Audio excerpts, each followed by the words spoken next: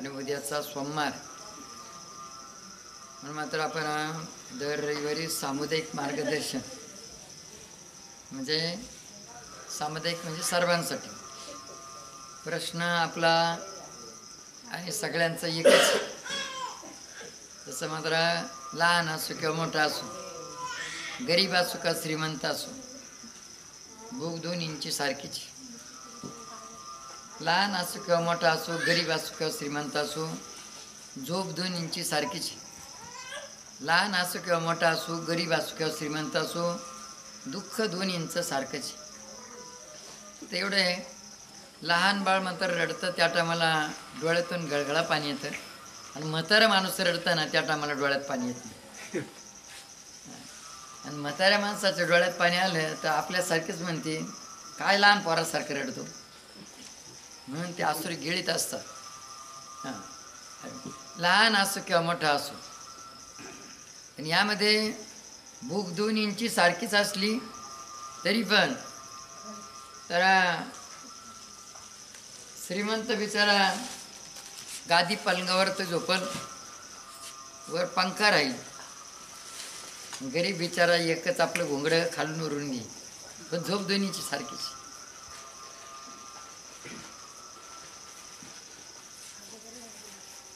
भूक दोन्हींची सारखीच आहे. श्रीमंत बिचारा 2 घास चांगले खाईल गोडधोड, आणि गरीब बिचारा आपली शेळी भाकर खाईल, पण भूक दोन्हीची सारखीच. झोप दोन्हींची सारखी, भूक दोन्हींची सारखी, दुःख पण दोन्हींचं सारखंच. श्रीमंत बिचारा दुःखाच्या प्रसंगाला दवाखान्यात जाईल, ड्रेसिंग ब्रिसिंग करत. गरीब बिचारा आपल्याच अंगावरचा कपडा फाडून आणि गुंडळे. दुःख दोन्हीचं सारखंच ना. तसं म्हणून भूक दोन्हींची सारखी, दुःख दोन्हींचं सारखंच आहे, झोप दोन्हींची सारखीच आहे.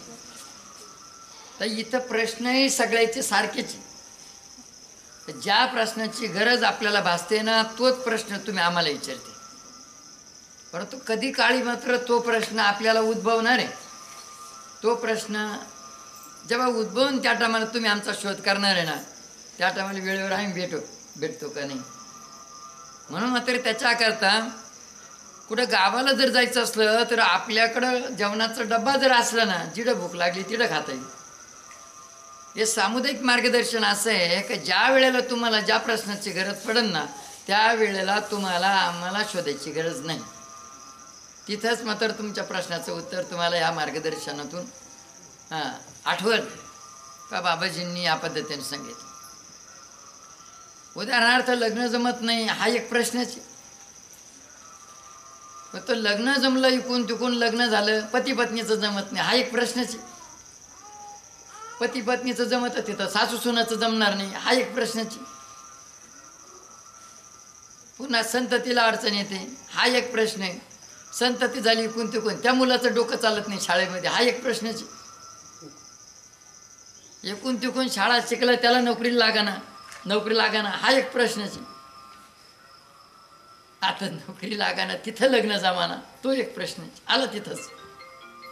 या सगळ्या प्रश्नाचे उत्तर तुम्हाला सामुदायिक मार्गदर्शनातून मिळते. म्हणून मात्र चित्त देऊन ऐका, नाही तर प्रत्येकाचा प्रश्न आहे आणि प्रत्येकजण म्हणून बा का माझ्या प्रश्नाचं उत्तर येईल का वा, उजडून जाईन तरी उत्तर येणार नाही. पण आम्ही सांगत असताना तुम्ही चित्त देऊन जर ऐकलं ना का हे माझ्याच प्रश्नाचं उत्तर आहे, बरोबर आहे का, माझ्याच प्रश्नाचं उत्तर आहे असं समजलं ना, बरोबर तुम्हाला त्याच्यातून कळून येईल खरं काय. म्हणून मात्र या गोष्टीबद्दल तर आज मेन आपला मुद्दा आहे का बरेच जण मात्र ह्या ठिकाणी नवीन आलेले. आता ज्यांनी इथून मागं कधी आमचा कार्यक्रम पण ऐकला नाही असे किती जण आले वर याद करा. इथून मागे कधीच कार्यक्रम ऐकला नाही. आता यामध्ये शारीरिक स्वास्थ्याबद्दलचे किती जणांचे प्रश्न,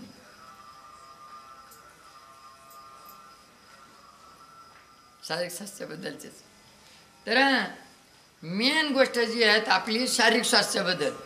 शारीरिक स्वास्थ्य जर व्यवस्थित राहिलं ना तर त्या ठिकाणी कष्टाला प्रयत्नाला यशही राहील, सगळ्या गोष्टी घडल. पण शारीरिक स्वास्थ्य व्यवस्थित नसल्यावर मग तुम्ही म्हणा शारीरिक स्वास्थ्य जर व्यवस्थित नसलं एकमत एक विचार होणार नाही का? दुःखपीडा इतकी विचित्र आहे, ज्या टायमाला कामधंद्याचे दिवस असते ना त्याच आम्हाला थंडीन तापण डोकं दुखन पोट दुखन, मग घरचे माणसं म्हणते हे नाटक करीत असत कामाचं दाखन. आणि त्या माणसाला रात्रभर झोप येऊ देत नाही दुःखपीडा. आणि ते माणूस मात्र ते दाई असेल किंवा दादा असेल रात्रभर दुःखपीडा झोप येऊ देत नाही आणि दिवसा झोपते. आता दिवसा रात्री दिवसाच लोक काम करते ना, लोक दिवसाच काम करते. मग आता रात्रभर झोप आली नाही, रात्रभर हाय करीन दिवसा झोपल तर मग बाकीचे काम करणारे काय म्हणतील? कामाच्या दाखा नेट पडलं झाले का नाही वादीवातीड. म्हणून अशा स्थितीमध्ये आपल्या घर परिवारामध्ये शारीरिक स्वास्थ्य मेन आहे. म्हणून आता शारीरिक स्वास्थ्याबद्दल तुम्हालाही वाटतं कधी कधी का बा डोकं दुखतं, पोट दुखतं, थंडी येते, ताप येते, पाठ दुखतं, साखर वाढती. आता या सगळ्या गोष्टी तुम्ही दवाखाना करून करून थकले का शेवटी मग बाबा बुवा पाहते. आता बाबा बुवा बी आपले नाही, डॉक्टर आपले नाही, वकील आपले नाही,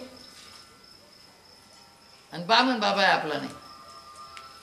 बामण बाबा शांती सांगन त्यांचं कमिशनर काम चालतं. डॉक्टरकडे दवाखाना करून करून थकलं का डॉक्टरचं कमिशनर काम चालतं. वकील बाबा आहे आपला नाही, वकील बाबा मात्र सांगतो तो त्याचं वरच्या मजल्याचं काम चालू आहे. म्हणून मात्र अशा पद्धतीनं बाबा बाबी धागेदोरे देते ना, नाविलाजानी मात्र तुम्हाला त्या गोष्टी कराव्या लागतात. नाविलाजानी का जर समजा तुम्ही दवाखाना करून करून वैताग आला, दवाखाना करून आराम वाटत नाही ना, त्या टायमाला तुम्ही म्हणणार आहे आता एखादा बाबा बुवा पाहू. एखादा बाबा बुवा तुम्हाला शांती सांगन, एखादा बाबा बुवा म्हणन उलट सुलट धागेदोरे करून देईल. परंतु धागेदोरे मात्र तुम्ही केले ना, आणि इथं मात्र धागा नको, दोरा नको, नाडा नको, तोडा नको, बिबा नको, कवड्या नको, निंबू नको, काहीच नको. इथं मात्र काही चालत नाही. आणि आमच्या अंगात येत नाही. अंगात आलं असतं तर सांगितलं असतं. म्हणून मात्र एक आहे जे मात्र इथून मार्गदर्शन घेऊन गेले त्यांचे धागे दोरे मात्र कुठलीच गरज पडत नाही. पण आतापर्यंत जर समजा आम्ही तुम्हालाही दोष देत नाही, पण जेव्हा मात्र सगळे मार्ग बंद होते ना त्या टायमाला मात्र नाविलाजानं आपल्याला ते करावं लागतं. परंतु आज सुरुवातीपासून तर शेवटपर्यंत तुम्हाला हेच सांगणार, तुझं आहे तुझं कशी परी तू जागा चुकलाशी आपला आपल्याजवळ आहे. आणि आम्ही जे मार्गदर्शन देतो ना हे मार्गदर्शन एक अन दोन पिढीसाठी नाही, एक अन दोन पिढीसाठी नाही, तर कितीही मात्र तुमच्याला पिढ्या असू द्या. इकडून बसा ना असं थोडंसं, इकडे सरकून बसा, असं असं बस, इकडे सरकून बसा. म्हणजे एक बरं का दादा ऐकून घ्या, त्याचं कारण सांगतो तुम्हाला. एक दादा आपल्याकडं आपल्या परभणी नांदेड परभणीकडचे एक दादा येत होते आपल्याकडे. त्यांना 8-9 महिन्यापासून मात्र ते येत होते. 8-9 महिने 10 महिने झाले असं. ते यायचे तर कुठं बसायचे, इकडे बसायचे. मग 8-9-10 महिन्यानंतर आम्हाला प्रश्न केला त्यांनी का बा कार्यक्रमाच्या सुरुवातीच्या अगोदर 9-10 महिन्यापासून येतो कवडीचा गुण नाही. येड काय प्रश्नाचं उत्तरच मिळाना. काय समस्या होती त्यांच्याली, त्याला कपडेच घालू देत नव्हते. एवढं खाज यायची अशी, घरी गेले कपडे काढून टाकायचे. मग आता ते असे म्हणले इकडे बसले. त्यांना म्हणलं पहिले तुम्ही इकडे पुढं बसा म्हणलं. सांग आता प्रत्येक वेळेस मात्र आम्ही सांगताना ते सांगतो, त्याच्या व्यतिरिक्त दुसरं काही नाही. फक्त इकडची बाजू इकडं, इकडची बाजू इकडं, कधी हा प्रश्न कधी तो प्रश्न, नाही तर सांगणार मार्गदर्शन तेच आहे. त्याच्या व्यतिरिक्त दुसरं काय नाही. सुख शांतीबद्दल ते सांगणार आहे ना आपण. त्यांना इकडं बसवलं, कार्यक्रम मात्र निमा शिमा झाला आणि मग मला थांबा थांबा थांबा म्हणजे महाप्रश्नाचं उत्तर मिळालं. म्हणलं काय? मग त्यांनी सांगितलं, ज्या अर्थी मला कपडे घालू देत नाही ना, त्या अर्थी मला कळलं म्हणे. आता बाबा आमच्या परिवारातलं एक जणाचं निधन झालं, त्याला 4 जणांनी खांदा दिला आणि त्या 4ही खांदेकरांना कपडे घेतले. पण एक खांदेकर आलंच नाही दसकरवी दिला. 50-100 माणसांजवळ तो म्हणला खांदेकराला कपडे घ्यावं लागतात, असते खांदेकराला कपडे घ्यावं लागतात. आता याचे कपडे घेत होते पण आलाच नाही हा. आणि 2 महिन्याच्या कालावधीमध्ये त्याचा मृत्यू झाला. कपडे इकडे राहून गेले, त्याचा मृत्यू झाला. तो कपडे घालतो त्याला. मग मात्र त्याचा उलगाड झाला. मग आम्ही सांगितलं, मला एक काम करा, आता तो ड्रेस आणि आणखीन एक ड्रेस शिवा, तो तुमच्या अंगावरून उतरून गोडदोड प्रसाद ठेवून आणि तुमच्या त्या दादाच्या वयात जो आहे तर त्याला देऊन टाका. बस असंच केलं, निटून गेलं. आणि 10 महिन्यापर्यंत उत्तर नाही मिळत. म्हणून मात्र तुम्हाला आम्ही समोर मार्गदर्शन देतो. मग आजूबाजूच्यांना वाटतं त्यांना सांगू राहिले, ते आम्हाला नाही सांगत नाही. म्हणून तर आज तुम्हाला हे सांगणार का आपल्याकडंच आहे काही गोष्टी, कोणालाच विचारू नका. आणि हे बी आज मात्र आम्ही जे तुम्हाला सांगतो, हे तुमच्या परिवाराला, तुमच्या परिवाराच्या सानिध्यात जे येतील त्यांना, आणि तुमच्या काही पिढ्यापर्यंत नाही, जोपर्यंत चंद्र आणि सूर्य आहे तोपर्यंत हे मार्गदर्शन तुम्हाला सगळ्यांना मात्र उपयोगी पडेल. आणि असो आपण नसो, पण हे मार्गदर्शन काय मात्र याचा काही नाश होणार नाही. म्हणून मात्र चित्त देऊन ऐका आणि रेकॉर्डिंग करून घ्या हे मुद्दे. का जेव्हा मात्र आपण दवाखाना करून थकतो त्या टायमाला बाबा बुवा पाहतो, पण बाबा बुवा आपले नाही.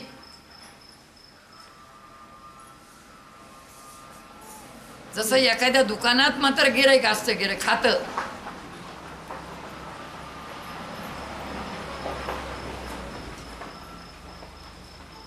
दुकानात खातं असतं, खातं म्हणजे चहा साखर आणले की त्याने टिपून ठेवा, काय आणलं का टिपून ठेवा, त्याला म्हणते खातं. आणि मग एखाद्याच मात्र त्याने आपल्याला भेटावं म्हणा, तेवढी मागची देऊन टाका कोण बाकी. मग काढा किती, मग काढले 2000. मग 2000 रुपये बाकी काढली, तेवढ्या 2000 रुपयातून 200 वजा, 2000तून 200 वजा, 200 रुपये आपल्या हातात दिले. तेवढे 2000तून 200 वजा केले, काय केले त्यांनी सांगितलं. त्यांनी फक्त 200 आपल्या हातात दिले. आपण घरापर्यंत येईपर्यंत काय म्हणलं, दुकानदार आपला होता म्हणून 200 वापस दिली. पण त्याने तिकडे यादीवरती काय काय शिकेल आपलं काय माहिती. पुढच्या उधारीत पुन्हा ते 200 काढी ना, आणखी 200 वापस दिली, हे खातं टिकून राहण्यासाठी. तशा पद्धतीने जर त्यांनी 2000चे 2000 घेऊन टाकले ना, घरापर्यंत येईपर्यंत म्हणायचं दुकानदार 5 पैसे सोडले नाही ना, खातं दुसरीकडं. समजून घ्या. म्हणून मात्र तशाच पद्धतीने एखाद्या बाबाबाकडे गेले ना, त्यांनी तुम्हाला बरं केलं, तुम्ही म्हणणार आहे आता बरं वाटतं म्हणून, मग तो तुम्हाला प्रतिउत्तर नाही देणार, तो फक्त असं करणार. असं म्हणजे काय, पाहतो पाहतो म्हणजे कुठं पाहतो, पंचकांमध्ये पाहतो, पाहिजे तो.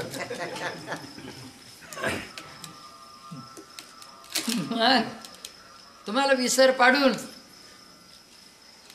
500 रुपये मागा. तुम्ही आता एवढ्या लांबून आले, घरून आले होते 200, 50 लागले भाड्याला तिकडून, आता 50 इकडून लागते. तुम्ही म्हणले आता हे 100च घ्या. त्यांना मागितलं 500, तुम्ही ठुले 100. ते म्हणलं हाय तरी देत नाही ना, पाहतो मग पाहिजे ना. आणि मग घरी गेला दिली पिढा लावून. मग हप्त्याला जर 1500 ते 2000 जर तुमचा खर्च होत असेल आणि 2-4 महिने तुम्ही तो प्रयोग करून पाहिला, हप्त्याला 1500 ते 2000 खर्च होत होता. मग तुम्ही म्हणले त्या बाबाकडेच गुण आला होता, चला तिलाच 1500 देऊ ना. आले मग दिले ते 1500 तिथं. पुन्हा गुण आला, पुन्हा तुम्ही म्हणले बरं वाटतं बघ का, पुन्हा मान हलवली. समजतं ना तुम्हाला. म्हणून मात्र धागा दोरा दिला, तो धागा दोरा जोपर्यंत आपल्याकडे ना तोपर्यंत त्याचं खातं आहे आपल्याकडे. आपण त्याचं कष्ट गिरायक आहे त्याच्यावाला. त्याला भूक लागली की त्याने मान हलवा. म्हणून मात्र अशा पद्धतीनं मग तुम्ही म्हणा आता घरी गेल्या गेल्या धागा काढून टाकू, ते बी जमणार नाही. आणि आपण त्याच गोष्टी करतो. गुराढोरांना सुखशांती नाही, गुराढोरांसाठी गोट्यासाठी धागा, घरात सुखशांती नाही, घरासाठी गाडी बिघडती, गाडीसाठी आपल्याला बी सुखशांती नाही, आपल्या बी गळ्यात इथं तरी इथं आपल्याला धागे दोरे. शेतात उत्पन्न येत नाही, शेताला दरबंधन. या हातानं वाढवा करून घेतो आपण. पण आता तुम्ही म्हणणार मग आता हातानं वाढवा, तर मग नेमकं हे काय कळायचं नेमकं आता आपल्याला, काय ही बाहेरची पेढाय म्हणून असं. अरे जरा टाळी वाजणार.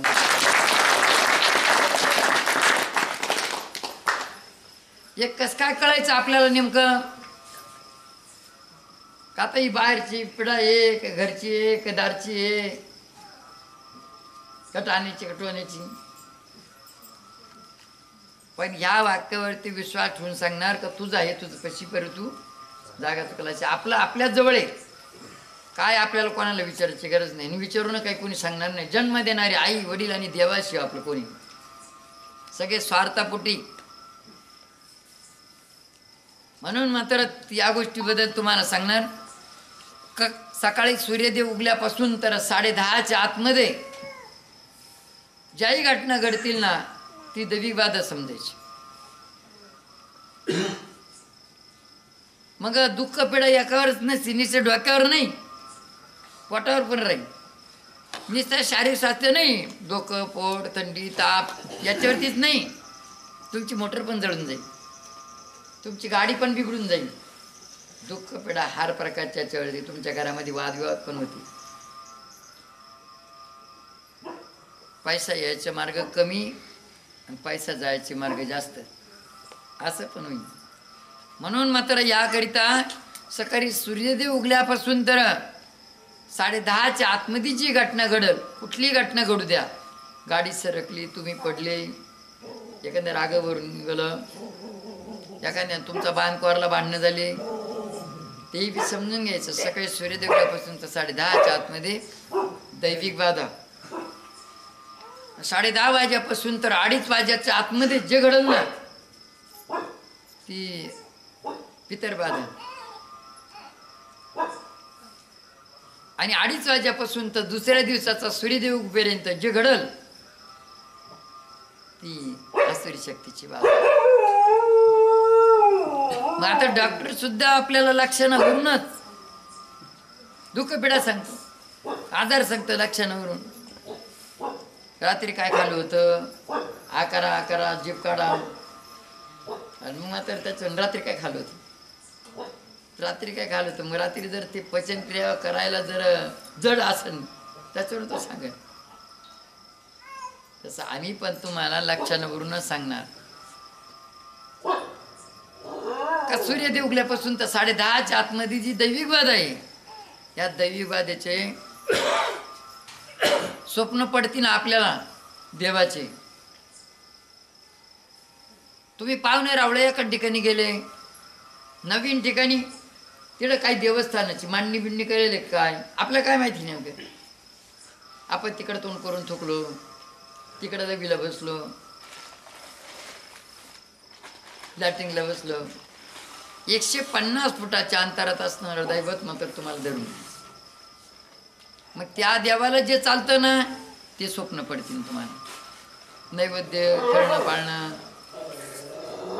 राखेंद्राचं असलं तर शेंदूर, खंडोबा असला तर भंडार. अशा पद्धतीनं मात्र तुम्हाला जर काही स्वप्न पडत असेल तर समजून घ्यायचं का ही दैविक बाधा आहे. म्हणून मात्र याच्यामध्ये त्या देवाला जे चालतं ते तुम्ही जर दिलं,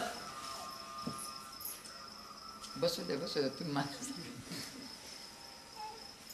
त्या देवाला जे चालतं ते तुम्ही दिलं तर ते देव मात्र तुम्हाला सोडून दे.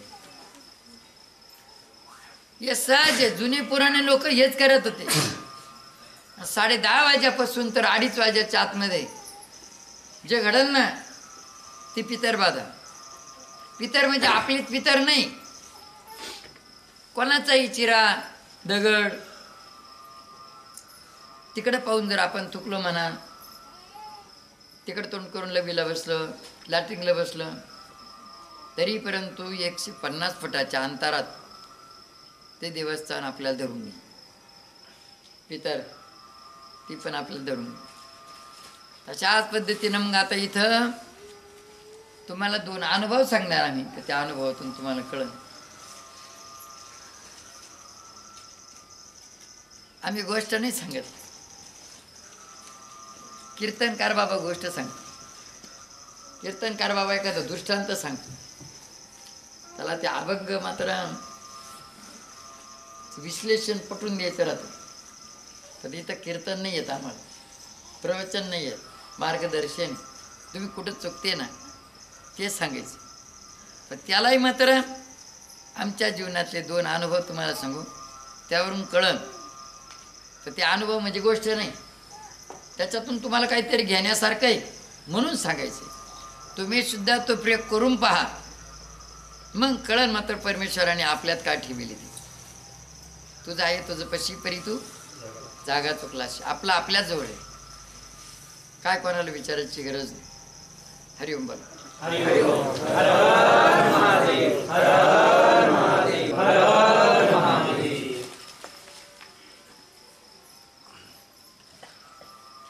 तर म्हणून तर पितरबाधा ही आपलीच नाही, कुठल्याही वाडवडिलांचे चिरे असू द्या तिथेही पण. म्हणून मात्र अनुभव सांगणार होतो तुम्हाला. तर एक दादांना चालता येत नव्हतं, म्हणजे 10, 11, 12, 15 वर्षाचा मुलगा असेल. असं आपलं जनावर जसं चालतं तशा पद्धतीनं चालत होतं.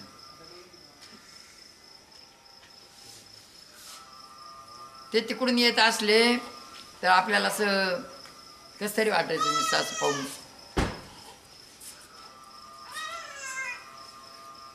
आता त्यांनी 19-20 लाखाच्या आसपास खर्च केला. डॉक्टरनं सांगितलं का हे तसंच चालू, आता उभं राहणार नाही. अशाच पद्धतीने 3 महिन्याच्या पाठीवरती तो मुलगा, आणि परिस्थिती नाजूक. दुसऱ्या तिकडं मोलमजुरी करायचे, पैसे फिटाणं म्हणून. परंतु त्यांच्या मामांनी मात्र एक सांगितलं का बा शेवटचा पर्याय म्हणून शेवटीकडे जा. तर शेवटीकडे जाल, इथंही मन रमत नव्हतं.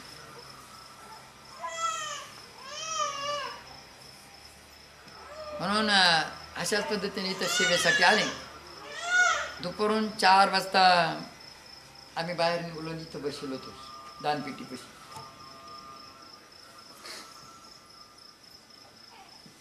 त्यांना म्हणलं दादा थोडंसं बाजूला जा म्हणून. त्यांच्या पप्पांना सांगितलं, जे मोटरसायकल उभे आहे तिथे गेले ते. आणि मग त्यांना त्या दादाला विचारलं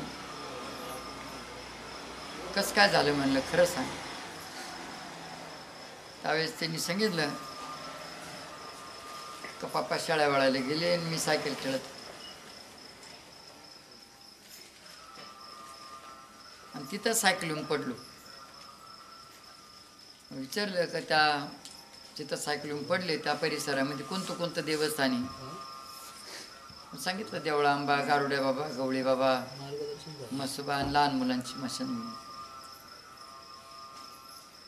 आम्ही त्यांना बोलून घेतलं, सांगितलं म्हणलं दादा तुमच्या परिसरात देवळा आंबा, गारुड्या बाबा, गवळी बाबा, मसुबा आणि लहान मुलांची स्मशानभूमी आहे म्हणे आहे.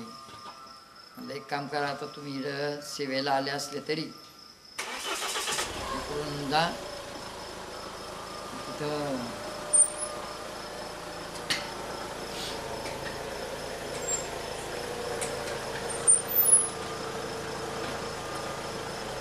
नादच पुरा केला बा.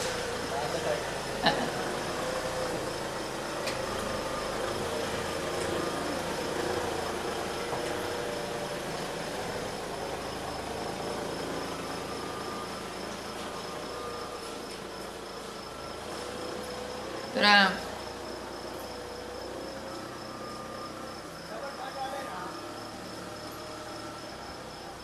म्हणलं इकडून जा आणि तिथं फक्त हात जोडा, काय चूक भूल झाली असेल तर माफ करा, तुमच्या मानापानाप्रमाणे आम्ही नैवेद्य देऊ.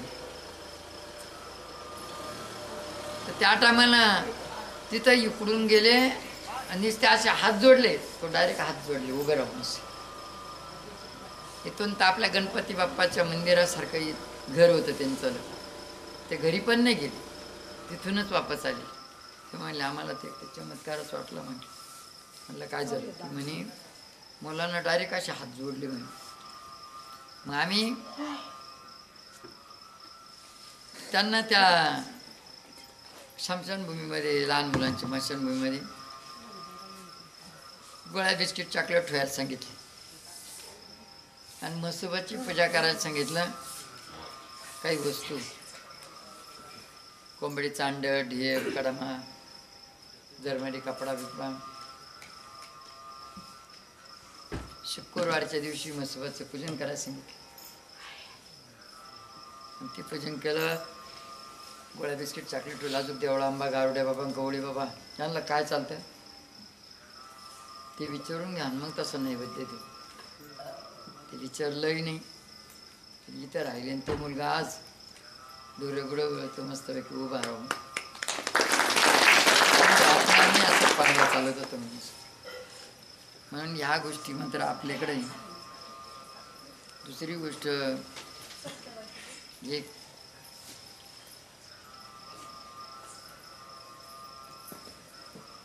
एका दादांच्या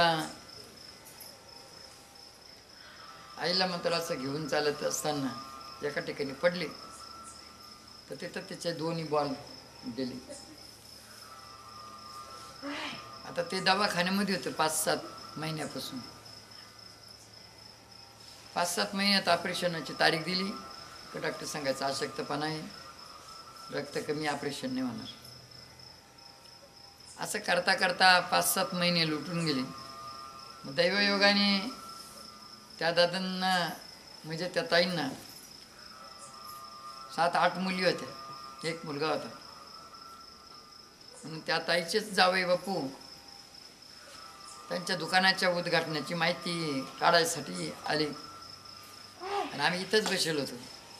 मग ते म्हणले CCTV कॅमेरा चालू आहे.